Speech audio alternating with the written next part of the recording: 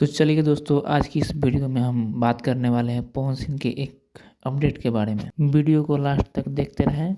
जो लोग चैनल को अभी तक सब्सक्राइब नहीं किए हैं वो लोग चैनल को सब्सक्राइब कर लें, क्योंकि इस चैनल पर भोजपुरी का खबर सबसे पहले आता है। तो दोस्तों, कल गलनायक फिल्म ने एक पोस्ट किया था जो कि आप लोग स्क्रीन पर देख सकते हैं, और इन्होंने लिखा है कि कमिंग सून पवन सिंह। मतलब यह है कि बहुत जल्द गलनायक फिल्म से भी पवन सिंह गाना आने वाला है।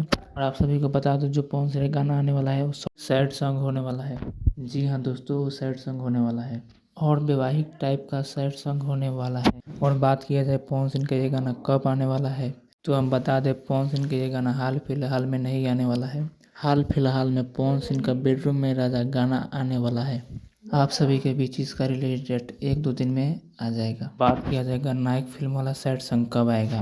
दोस्तों, हमको जहाँ तक लगता है 14 जनवरी से लगन स्टार्ट होगा, उसी के बीच ये पवन सिंह का सैड सॉन्ग आने वाला है। और आप सभी को मालूम है 5 जनवरी को पवन सिंह का जन्मदिन है। जन्मदिन पर भी पवन सिंह का गाना आता है।